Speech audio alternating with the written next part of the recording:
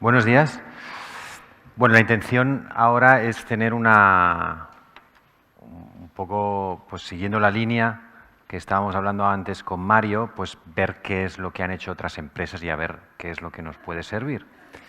Presento a Joseph Montero, que es el CEO de Monty Payments. Después prefiero que expliquéis vosotros lo que hacéis, no lo voy a explicar yo. José Moya, director de internacionalización de Construcciones Yugo, y Mario Raiz de Nozama, que ya lo habéis conocido. Joseph, cuéntanos un poco qué es lo que hacéis, porque es fácil, pero no tan fácil. O sea, explicado es fácil, me gusta Bueno, oírte a ti. pues nosotros somos una entidad de pago fundada en 2004. ¿No se oye? Sí, yo me oigo a mí mismo. Sí, vale. ¿Se oye ahora? Vale, bueno, empiezo de nuevo otra vez. Nosotros somos una entidad de pago fundada en 2004 aquí en España, con licencia del Banco de España. Nos dedicamos al envío de dinero. Es decir, para que muchas veces lo explico, pues seguro que todos conocéis a marcas como Western Union o MoneyGram, pues son nuestros competidores. Ahora mismo operamos es decir, como he dicho, tenemos la licencia del Banco de España y con una ley que salió como una directiva europea en el 2010 nos permitía pasaportear esa licencia a otros países de la Comunidad Europea, y a raíz de eso, pues en el 2012 creo que fue, abrimos Portugal. Más que nada es un mercado pequeño, pero nos permitió, digamos, preparar todos los sistemas para que, digamos, permitieran la diversidad de país. Nuestro negocio es un negocio absolutamente digitalizado, es decir, desde el principio hasta el final. Puede parecer muy fácil el tema de mandar dinero, y mucha gente nos dice, bueno, pero eso ya lo hacen los bancos. Y digo, bueno, sí, los bancos lo hacen, pero nosotros, digamos, nuestra característica es dos. Una, la capilaridad, es decir, nosotros ponemos el dinero en la selva del Amazonas de Ecuador en 15 minutos. Y además a un precio muy razonable. Muy razonable quiere decir que le puede costar al señor 5 euros y una diferencia de cambio pues muy razonable. Es decir, que si vas al banco te mete un sablazo del 55. Entonces, bueno, los estándares de calidad son altísimos, y además es que manejamos unos márgenes o unos cambios muy sofisticados. Para que os hagáis una idea, los precios que damos a nuestros clientes del cambio a una divisa en Mali, por decir un ejemplo, llevan 4 decimales. Es decir, no es 3,3, sino es 3,3, 5, 5, 4. Y la gente se pelea por los 2 últimos dígitos. Y, sorprendentemente, a lo mejor manda 10 euros.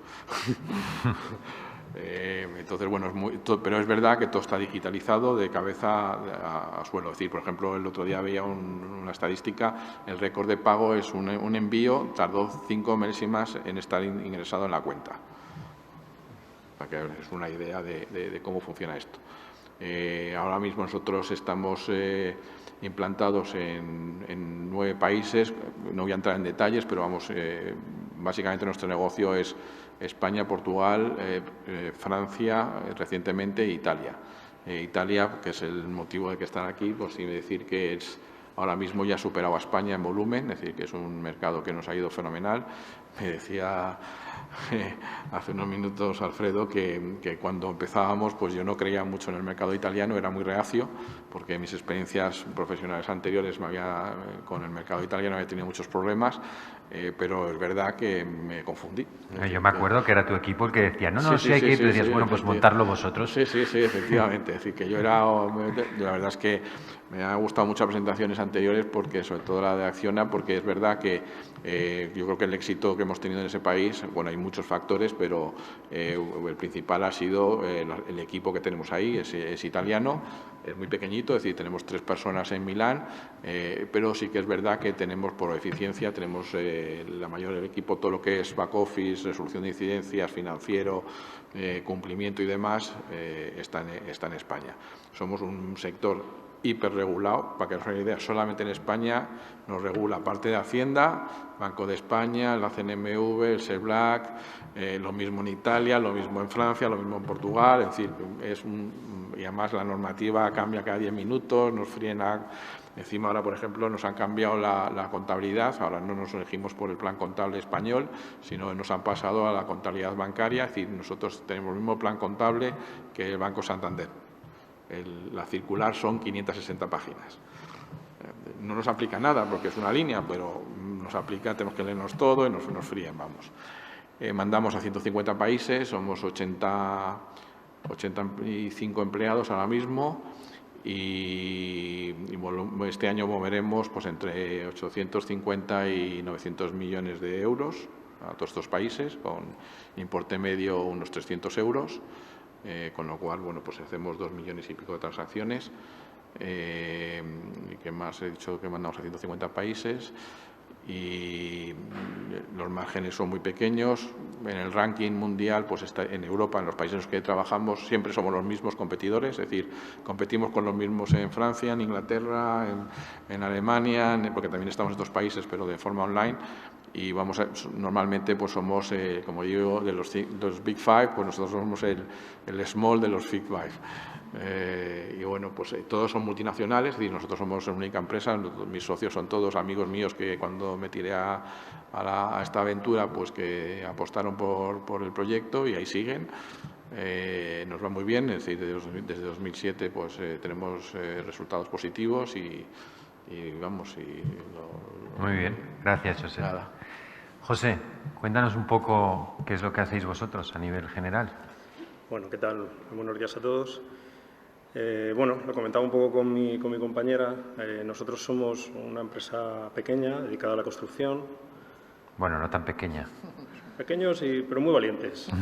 En el 2015 decidimos acompañar a uno de nuestros mayores clientes, que era Mango, el cual estábamos realizando aquí numerosas obras para ellos, de reformas, a hacer su expansión en Italia. Fue una decisión rápida, era bastante, para nosotros, bastante positivo, abrir otro mercado, y decidimos pues ir a Italia y decidí construir allí, reformar. El resto lo habéis dicho todo aquí. No fue fácil, fue un recorrido muy difícil. Lo que nosotros hacíamos aquí, que era de manera mecánica, de manera prácticamente con los ojos cerrados, el cliente nos proponía una fecha de entrega y nosotros cumplíamos con todo. Pues allí en Italia el primer problema que surgió fue pues, toda la documentación, el día a día, actuar de general contractor, subcontratar allí y bueno, como decía, ya está todo dicho. Al final la dirección tiene que ser española, la gestión tiene que ser italiana. Tardamos 3 meses en encontrar a Alfredo. En 3 meses tardasteis en encontrarme. 3 meses tardamos en encontraros y cuando nos encontramos, pues aquello empezó a fluir y dotar a la empresa de todos los mecanismos. Al final tuvimos que abrir una filial porque tenemos que cumplir una ley de seguridad y salud en el trabajo. Empezamos a operar allí y a hacer obras allí para nuestro cliente. Muy bien. Mario, tú, si no me equivoco, habías explicado habías ya explicado por qué fuisteis a Italia y, si no he entendido mal, fue una decisión un poco para aprovechar los recursos que ya teníais, lo que ya habíais hecho en España, ¿correcto? Es que hay que entender, cuando hablamos de un modelo en el que puedes vender en Italia, que representa, es que lo has explicado tú antes muy bien, vender a Italia desde España era natural. El establecernos en Italia fue en el momento en que decidimos que queríamos replicar el modelo de ayudar a empresas italianas a hacer lo mismo que habíamos hecho ayudando a empresas españolas. Ese fue el momento en el que decidimos tener almacenes locales y digamos, presencia local. Bien, habéis visto que hay 3 maneras distintas de decidir acercarse al mercado italiano. La que ha comentado José es muy natural. No es nada deshonroso. Mi cliente me dice que vaya a ese país y yo voy a ese país. Es quizás el método más seguro. El tuyo está bien porque quiere decir que tienes unas personas de confianza que han analizado el mercado de manera más que correcta. La moraleja del caso de Monty es lo que digo yo siempre con algunas empresas. Puede ser que un mañana el mercado italiano supere al español, porque es un mercado pues, más amplio, con mayor número de consumidores, tiene más posibilidades. Y tu caso, pues bueno, también es un caso de aprovechar las oportunidades, ¿no? Comentadme si os viene a la mente alguna concreta dificultad y cómo la habéis superado. Pues ya que tienes muchas, si ya veo que tienes muchas, pues venga, empieza Josep. Perdón. A ver, nosotros... A ver, perdona, te interrumpo, pero vosotros No, no. tenéis una cosa, por ejemplo, vosotros, que nos conocemos desde 2016, con Banca Italia nunca ha habido ningún problema. No hemos tenido problema con ningún... Es decir, cuando digo problema, es decir, nosotros estamos súper regulados y eso significa sanciones. Y para que hagáis una idea, yo tengo responsabilidad que a mí me pueden poner sanciones de 10 millones personales, de 10 millones de euros, por temas de blanqueo. Es decir, que no es una multa de tráfico de 200 euros, es decir, que tenemos una regulación y que eso en cada uno de los países en lo que operamos, que son 9. Entonces, es verdad, nosotros no hemos tenido nunca sanciones de blanqueo en ninguno de los países, entre otras cosas porque somos serios. Yo procedo, mi background, aunque soy también ingeniero informático, mi carrera profesional anterior a esto era en banca, he trabajado con los 4 bancos principales en España y entonces, bueno, pues a lo mejor los estándares de calidad y de cómo se hacen las cosas, pues los tengo muy altos y entonces nosotros decidimos al principio que no queríamos tener problemas, que en este negocio se puede ganar mucho dinero. Yo he tenido encima de la mesa a alguien que fue muy famoso también, de un chino de aquí del sur de Madrid, pues me ofrecía enviar 1 millón de euros al día. Y me ponía un disco duro con 250.000 pasaportes falsificados para poder hacer lo que en el sector se llama el pitufeo. Pues, y eso sí, ganaba el 9% de margen. Imaginaros la pasta que es. Simplemente le dije, no me interesa y punto. Entonces, bueno, no tenemos problemas porque intentamos hacerlo bien. Lo cual no quiere decir que no haya alguna transacción que sea de blanqueo, porque, bueno, pues entre 2 millones y pico de transacciones de media 300 euros, pues alguna puede venir del tráfico de drogas o a saber qué. Pero vamos, no estructurado. Me has preguntado por complicaciones en Italia. Bueno, la primera complicación que tenemos en todos los países es conseguir cuentas bancarias. Para que hagáis una idea, abrir Francia, conseguir la cuenta, desde que me dio la autorización del Banco de España y el Banco de Francia para abrir, me costó 2 años conseguir una cuenta bancaria, porque los bancos no te quieren abrir. Al final lo conseguí y fenomenal. En Italia tenemos 3 bancos, bien, pero el sistema financiero... Sí, pero para abrirla... Para abrir la cuenta corriente es un problema. Fue más fácil que en Francia, pero es decir, el sistema financiero italiano, por lo menos con los bancos que trabajamos nosotros, es la cosa más ineficiente que hemos visto, es decir, es una cosa tremenda. Es verdad que lo comparamos con un sistema financiero como el español, y lo digo con conocimiento de causa, porque ya les digo, he trabajado 25 años en banca, que está años luz de casi todos los países. Y cuando digo todos, incluyo Estados Unidos, que lo conozco muy bien, el francés bueno, el portugués sa, el italiano es un problema. Y después también yo creo que tuvimos muchos problemas, no sé si problemas, a lo mejor falta de costumbre con la burocracia. Es decir, recuerdo ir contigo al notario a firmar no sé qué era, una sucursal. Un poder, creo. Un poder. Y el poder tardó, bueno, aparte que fue un show la firma, que tardamos una mañana, nos tuvimos que ir, volver y demás. Es decir, el tener físicamente el poder, pues tardaron 7 semanas, 8 semanas. Y en Madrid vas al notario, si es amigo tuyo te lo hace sobre la marcha y si tarda... Y ese era un notario preferente. Ah, era preferente. Entonces, cuando arrancamos y conseguimos la oficina, pues conseguir la línea de fibra óptica. Nuestra oficina está a 5 minutos andando de la estación central, es decir, que es en el centro de Milán, no es perdido en el monte. La fibra óptica tardaron, no sé si 2 meses en ponerla. En Madrid, pues tardas 3 días como muchísimo, si no la tienen ya puesta en tu casa, ¿no?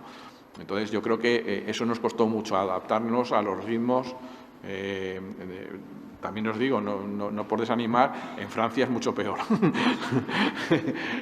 También después, por ejemplo, pues todo el tema laboral y las nóminas, bueno, seguimos sin ser capaces de entender una nómina italiana. Tampoco la entienden ellos, no te preocupes. Sí, vale, pues. Entonces, bueno, ese tipo de tal. Después digo, también es verdad que nuestro mundo comercialmente, que es importante, sorprendentemente no trabajamos con italianos. Es decir, es más, cuando un agente, que nosotros tenemos en Italia unos 1000 agentes, si tenemos un agente que es italiano de nacionalidad, no lo cogemos. No, porque en el sector no hay italianos, entonces es muy raro que un italiano esté, igual que españoles, no queremos españoles, porque los españoles que están en este sector, malo. Entonces, ¿qué son nuestros clientes? Pues son pakistaníes, bangladesíes, filipinos. Entonces, aprender a trabajar con todos estos colectivos, cada uno de su padre y su madre, pues tiene su gracia, por decirlo así, ¿no? Entonces, por ejemplo, pues en nuestra oficina, en el back office, se hablan, creo que son 15 idiomas distintos. Urdu, ruso, búlgaro, rumano, español, árabe, y no me acuerdo de cuántos más, vamos, por supuesto italiano, francés, inglés y todos los demás, ¿no? Bueno, hemos visto una dificultad. Roberto, para el segundo foro del próximo año, al menos 3 bancos tienen que estar aquí para resolver este tema. Lo digo seriamente, es un drama lo de las cuentas corrientes en Italia. Bueno, aprovechemos el foro para que a ver si nos facilitan un poco las empresas españolas a abrir las cuentas corrientes. José, coméntame, sé que tienes muchos ahí, que te están pasando muchas cosas por la cabeza, pero una constructiva. Sí, un poco por no... Bueno, principalmente un poco por ponernos en contexto qué es una reforma o qué tipo de reforma. Nosotros recientemente hemos reformado, seguro que habéis estado todos en alguna de nuestras obras. Habéis estado en el Centro Comercial Sanadú, habéis estado en el Centro Comercial Tres Aguas, habéis estado en Mango Preciados, en Mango Serrano. Son obras de bastantes millones de euros en muy poquito tiempo. Son obras de 4 o 5 meses a una producción de 1,5 millones al mes. Eso implica llegar a Italia, llegar al Duomo, detrás, en la Galería Vittorio Emanuele, y plantear una obra de 5.000 metros cuadrados en 5 meses que pasaba de los 5 millones de euros. Entonces, problemas, pues lo que os pueda contar es poco. Subcontratación, allí una vez que ya estábamos operando nos dimos cuenta, nos estábamos apoyando mucho en empresas españolas, pero cambiamos la balanza, el porcentaje de empresas españolas empezó a bajar, mientras que nosotros fuimos a marchas forzadas haciéndonos italianos, entre comillas, dotando a la empresa de allí con estructura italiana y subcontratas italianas. Gracias a eso fuimos puliendo todas las dificultades, pero principalmente el núcleo del problema inicial del motor de todo era la documentación sobre todo de los trabajadores que iban a la obra y que trabajaban allí.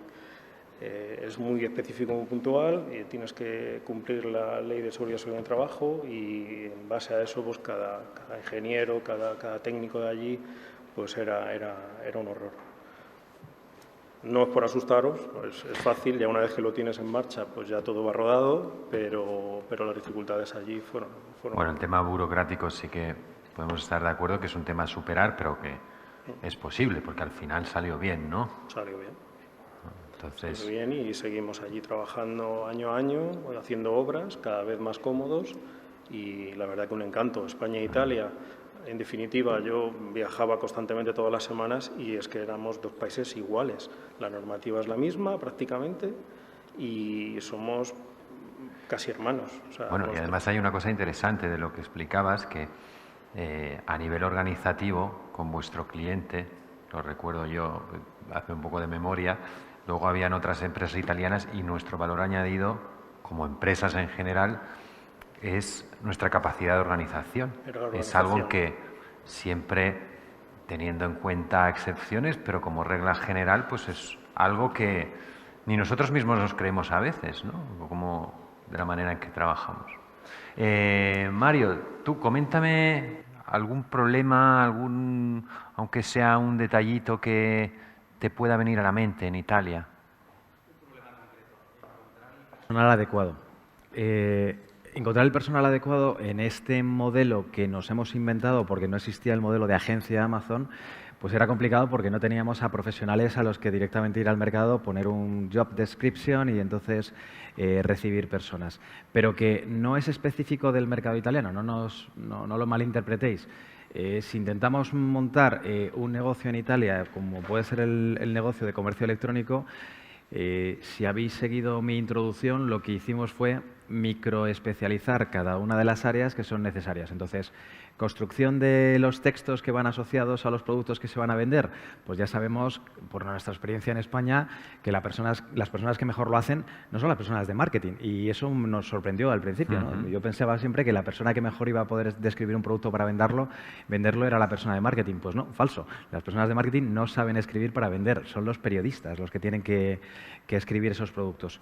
Luego, las personas que lo tienen que traducir sí que tienen que ser personas locales, etcétera. Os cuento todo este rollo para contaros que si microespecializas lo que necesitas en tu entorno para poder dar el servicio en el país, os estoy escuchando a vosotros y vosotros, pues, por tu lado necesitas la parte electrónica de cómo se van a producir las transacciones, pero necesitas la parte local de quién vende ese producto. En tu caso sí que necesitas la parte local de cómo tienes que dar el servicio localmente. En el nuestro no es necesario porque el servicio se va a prestar a través de la plataforma que es Amazon. Por lo tanto, los dos perfiles que encontramos que eran básicos en el país, un poco siguiendo con tu criterio, sería el comercial que vende al cliente local. Y, por lo tanto, y ahí sí que estoy completamente de acuerdo contigo, tiene que ser un comercial local. Lo intentamos desde España, intentamos que hubiera comerciales españoles que atacaran a una base de clientes italianos y que no entendían. Por lo tanto, cada uno de ellos se iba pegando contra piedras en cada uno de los segmentos. Primera dificultad, muy sencillo, colocamos los comerciales italianos.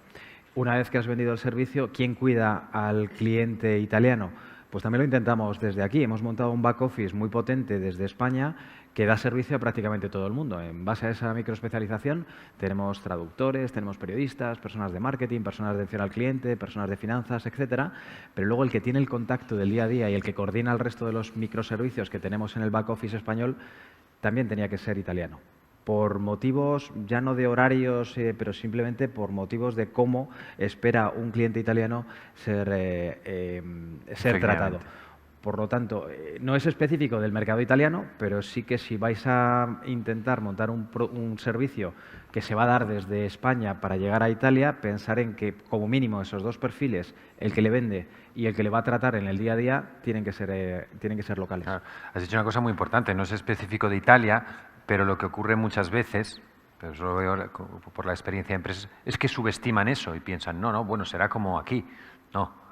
Y luego otro comentario importante que has hecho es la dificultad en encontrar personal. En general, el hecho de que haya un nivel de paro inferior al nuestro hace que sea más difícil. Entonces, ¿por qué lo digo? Pues porque si tenéis que crear un modelo de internacionalización, pues hay que tenerlo en cuenta porque a lo mejor en un inicio pues puedo prescindir de esas primeras contrataciones. Yo creo que lo mejor sería si tenéis alguna duda, algún comentario que hacer, alguno de los invitados de la mesa, antes de despedirnos. A mí me gustaría decir una cosa, porque la verdad es que cuando yo viajo mucho, porque no solamente tengo que ir a los países donde tenemos oficina, pero tengo que ir no a los 150 países, pero muchos de en los que mandamos, pues tenemos relaciones ahí. Nosotros tenemos unos 100 corresponsales por el mundo y las relaciones con ellos son muy, muy fuertes. Me gustaría decir dos cosas. Una, y lo hemos dicho los tres y también el representante de Acciona, esto no es fácil y el secreto son dos palabras, constancia y trabajo. Es decir, el primer día no llegas y te lo encuentras, por mucho que planifiques, la planificación vale para presentársela al Consejo, al día siguiente ya no se cumple. Ese es un consejo. El segundo, y yo creo que esto es un tema no solamente para Italia, sino yo lo diría un problema nacional. Tenemos un complejo de inferioridad en España tremendo. Es decir, cuando vas por el mundo te das cuenta de que lo hacemos, y no voy a decir mejor, pero igual como mínimo. Y somos mucho mejores en muchísimas cosas, porque somos mucho más flexibles.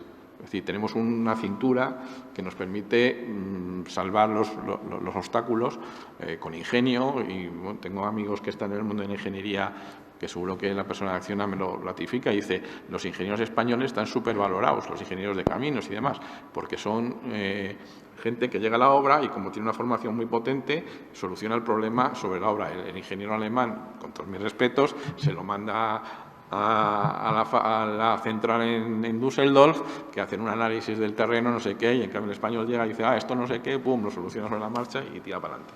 Yo creo que tenemos que quitarnos el complejo, es decir, trabajamos. Es verdad que nos echamos la siesta, pero yo quería ver al sueco trabajando en Sevilla en julio a las 4 de la tarde. ¿Vale? Entonces, cada uno tiene sus costumbres y sus demás, pero trabajamos igual o mejor que los demás, somos igual de inteligentes o más que los demás, y lo hacemos mucho mejor en muchos casos que los demás.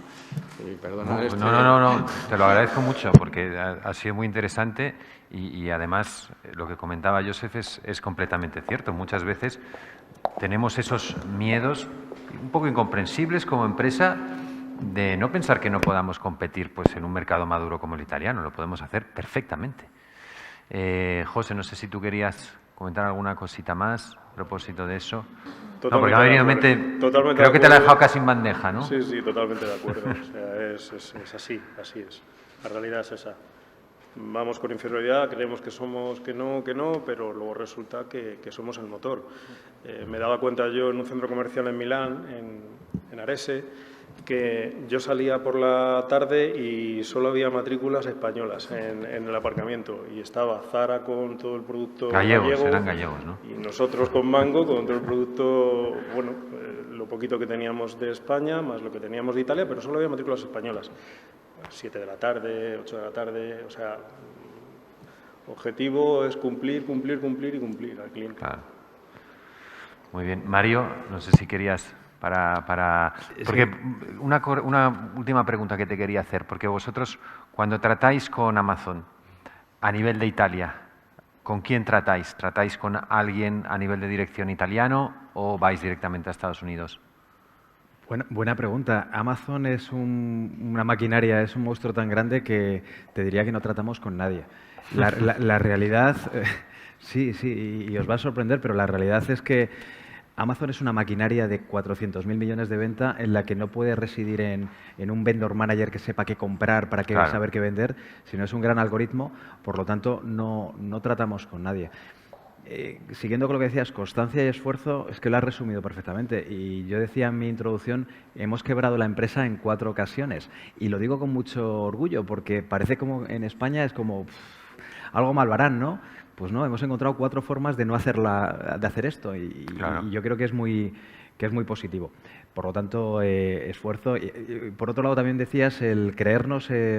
Yo para esto os he presentado a los 3 socios que somos en la empresa. Está Pablo Herraiz, que tengo la fortuna de que es mi hermano, y él es el que se lo cree mucho más. Yo sigo pensando que hay que ser muy ingeniero y decir, tenemos que tener una empresa en la que conseguimos llevar este tipo de cliente, luego crecer un poco más, y cuando rascas quién es capaz de poder hacer bien las cosas a nivel global, te das cuenta de que por lo menos en nuestro sector, llevar una cuenta como sería la venta de Adidas, por poner un nombre grande que conocemos todos, a nivel mundial en Amazon, no hay nadie y estamos preparados para hacerlo, pero aún así seguimos pensando que primero tenemos que tener oficina en Alemania para poder hablar del alemán de tú a tú, y la realidad es que no es necesario. Sí que quizás a lo mejor desde un punto de vista estético, pero desde un punto de vista de creérnoslo, creo que estamos igual, más que preparados que los alemanes.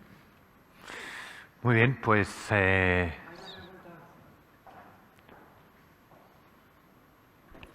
Bueno, muchas gracias. Simplemente, más que una pregunta, es un comentario que está relacionado con Italia, ¿no? Por la experiencia mía.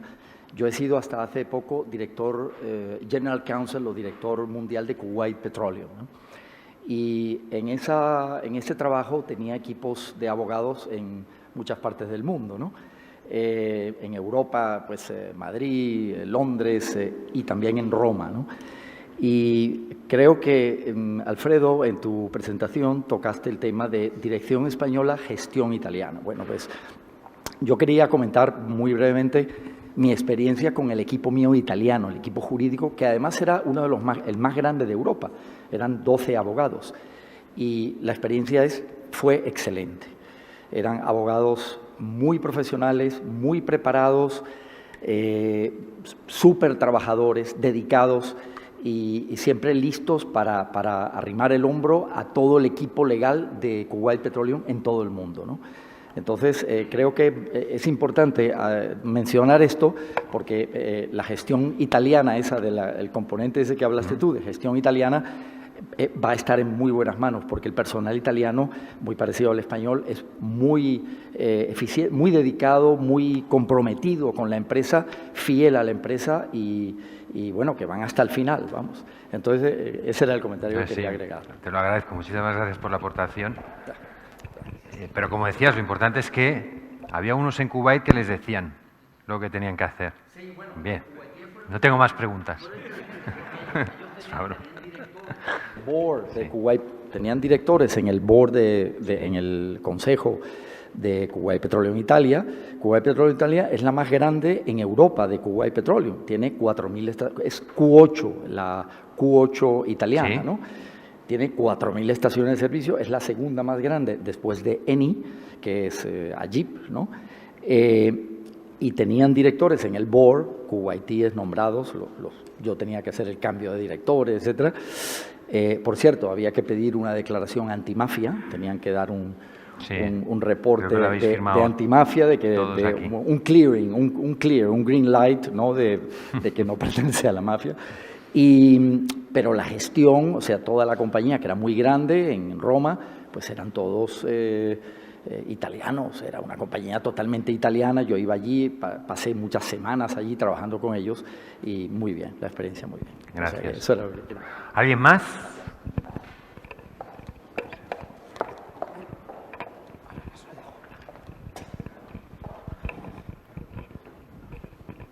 Sí. Hola, buenos días. Yo quería hacerle, gracias por las presentaciones y quería hacerle una pregunta a José Manuel. En concreto, al realizar la internacionalización de la mano de Mango, yo quería saber si era bajo una relación proveedor-cliente final o era bajo una relación de consorcio, etcétera, etcétera, etcétera. No, era una relación proveedor-cliente final. Nosotros ganábamos una licitación y en base a eso firmábamos un contrato de ejecución por el importe y por el plazo. Como os he dicho antes, cada obra a lo mejor se componía de 200 subcontratas y era mezclar allí a 200 empresas con 200 CEOs, con 200 ingenieros, en 4 meses coordinarlo todo. Pues es un poco... Y lo de la gestión, hay un poco... la deriva es que la gestión española se refiere al proteccionismo.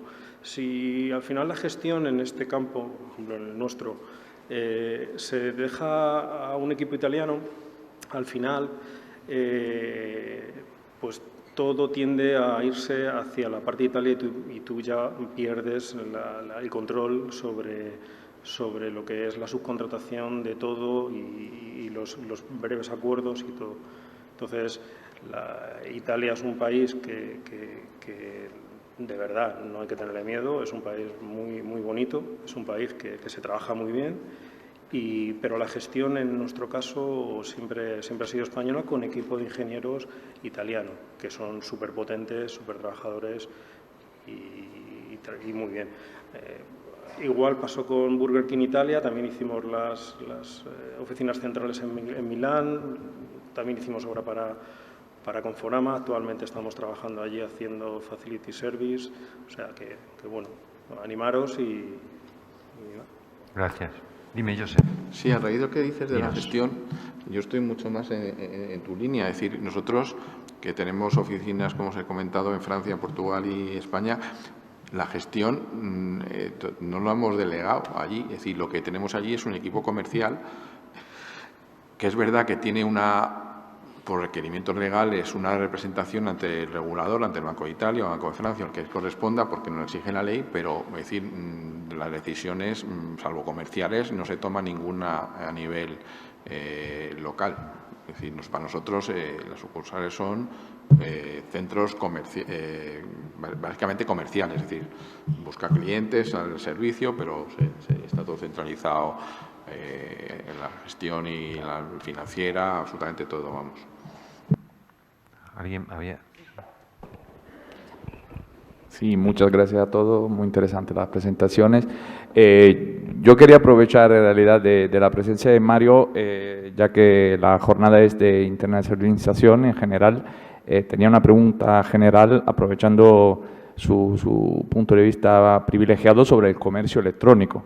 Entonces, me interesaba un poco saber qué tal está creciendo entre los dos países, primero, y segundo, ya que entiendo que la empresa Nosama ofrece servicio no solo a Italia, sino para otros países también, empresas españolas que vayan a otros países también.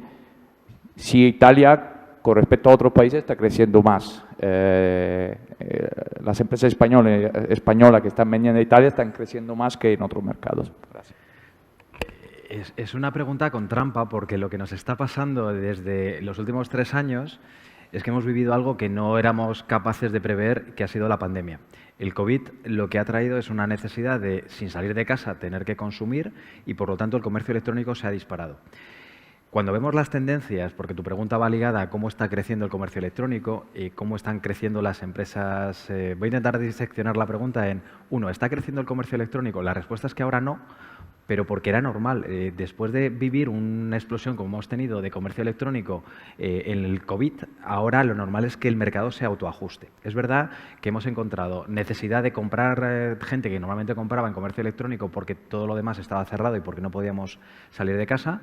Es verdad que un segmento de personas que no conocían el comercio electrónico, como decía mi madre, y no se planteaban nunca hacerlo, han comprado. Ahora lo que está produciéndose es esas personas que antes se veían obligadas a comprar en comercio electrónico, alguna de ellas no compra todo lo que compraba antes, pero porque era normal. Antes, bueno, yo recuerdo, y por daros algunos datos anecdóticos, es que, claro, durante la pandemia hemos visto vender absolutamente todo. Un momento en que en España no éramos capaces de encontrar los rodillos que se utilizan para hacer bicicleta estática en casa. Bueno, pues no había en ningún sitio, porque todo el que tenía una bicicleta estática intentaba comprar el rodillo. Con esto lo que os quiero contar es que el patrón de consumo que se produjo en ese momento era completamente, no era real. Por lo tanto, tiene que haber un periodo de desinflado, un periodo de ajuste de las personas que consumían y que ahora no lo consumen. Las personas que entraron, algunas de ellas se han quedado. Por lo tanto, la aceleración que preveíamos para estos años no ha sido tan grande no era tan grande como la que pensábamos, pero tampoco se ha ajustado más. Es decir, hemos crecido mucho más que lo que hubiera ocurrido si no hubiéramos tenido COVID. Dicho todo esto, ahora muchos de nuestros clientes nos dicen, es que estoy vendiendo menos que el año pasado. Claro, normal, se está ajustando. Pero si comparas con hace 4 años, probablemente el ritmo de crecimiento es el adecuado. Ahora, no veo un patrón de consumo distinto a España, Italia.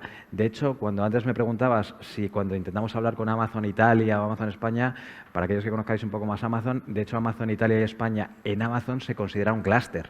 Claro. O sea, el director general es el director general de ambas plataformas. Aunque luego, y eso también por dar un poco más de tips sobre cómo funciona Amazon, Amazon está en Portugal no porque no tiene plataforma Amazon.pt. No es cierto, los portugueses compran desde la plataforma española, los suizos compran desde la plataforma alemana. Con esto voy mirando qué cara ponéis, simplemente para decir dónde se está vendiendo el mercado, dónde consume Amazon. Pues consume donde le es más cercano, donde Amazon le sirve. Las empresas italianas, nuestros clientes italianos, no estamos viendo que en el resto de países estén vendiendo menos. Tampoco estamos viendo un decrecimiento de empresas que se han dado cuenta de que si no tenían una estrategia de comercio electrónico, el COVID les ha dicho o la tienes o la tienes. Sí que es cierto que, y esto ya por acabar y daros el perfil de mercado de lo que estamos viendo, los empresarios, la micropyme, la persona que tenía un negocio, ha corrido muchísimo, muchísimo en el COVID. Ha montado sus páginas web, ahora tenemos el kit digital en España que nos ayuda, etcétera, pero en ese momento todo el mundo ha corrido. La empresa media también se ha adaptado y ha visto que el canal tradicional que tenía de tiendas, cuando se ha visto cerrado, rápidamente ha pivotado porque es más ágil y ha podido pivotar y tener su propia estrategia digital. Y las grandes son las que todavía están un poco a por uvas, si me permitís la expresión. Han confiado mucho en sus distribuidores, entonces estas todavía se están planteando, y muchas de ellas, cuando llevamos al high-end, a las empresas súper grandes, vemos que su patrón de su estrategia con respecto al comercio electrónico no es utilizar estas plataformas tan grandes como puede ser Amazon, etcétera, o en otros países Cdiscount, etcétera, sino que están pensando en montar su propio comercio directo. Es decir, aprovechando de que han llegado plataformas de tipo Amazon y venden directamente al comercio, al cliente final, han dicho, si yo soy capaz, el propio Nike, lo podemos ver, Nike está intentando tener una política en la que directamente Nike es el que le vende al cliente final. Es ya aprovechando que el cliente está acostumbrado a comprar online, ¿por qué no voy a ser yo, como marca grande, la que compra? Sé que no responde a tu pregunta porque lo que veo en el mercado italiano y español es muy similar. La adopción de clientes nuevos se tenía que ajustar y la de nuevas empresas que entran al comercio electrónico, pues he intentado diferenciarte entre la micropyme, el emprendedor que se ha ido corriendo y están entrando a lo bestia, pero las grandes todavía están planteando si deberían de ir con un canal propio. Muy bien, pues si no hay nada más, pediría un aplauso para los ponentes.